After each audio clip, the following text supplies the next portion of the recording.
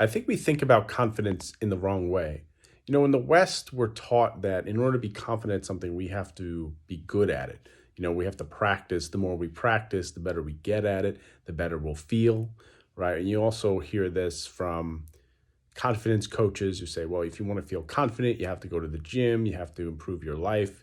And while I think there's some truth to this, obviously, like the more you practice something, the more comfortable you're going to feel in doing that thing. But the problem with this type of confidence is it is so dependent on external factors and it's not very long lasting, right? What happens if those skills start to diminish? You just start to lose confidence. And I also don't really think it touches the inner confidence, right?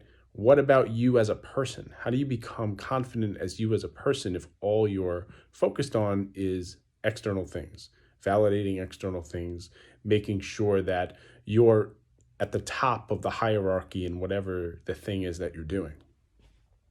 And I think if we really want to feel confident, we have to be able to accept our flaws. We have to be able to accept the things that we're not so great at, right? Go into a class for the first time and be humble and be okay with embarrassing yourself and getting comfortable with feeling embarrassed sometimes and letting yourself laugh at yourself.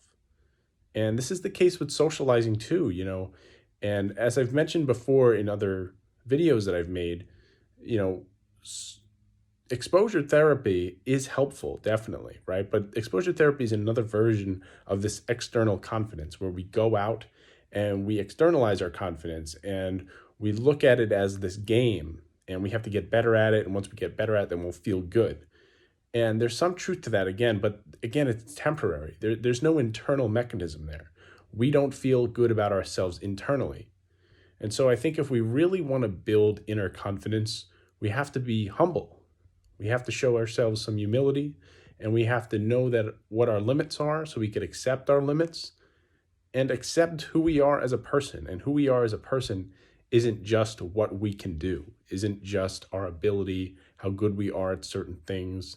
That isn't what makes us who we are. That's part of who we are. But we also have to be confident in our personality, in how we relate to people, in what we have to offer to people, in the value that we bring in the world. And when I mean value, I don't mean external value. I don't mean like how much money we give away or how strong we are or how good we are at a sport or whatever the case is. The value you bring to people's lives for what you do as a person, how you make other people's lives better, how you connect with people. And sometimes I think we forget that. We think too much about all the external things that we think are important in society, and we don't think and give enough credit to the things that we do internally and how we improve people's worlds internally, how we make their day better, how we make them feel better. Those things are long lasting. Those things are important. And I think until we're able to appreciate those things that we do for people, we're always going to struggle with this confidence because confidence will always be something we have to attain and achieve. Again, it's another external achievement rather than something you just find within and come to accept. Curious what you guys think about this, just a thought I had, but I realized that there is this counterintuitive idea we have about confidence, and I don't think it really gives us a lasting solution to the problem.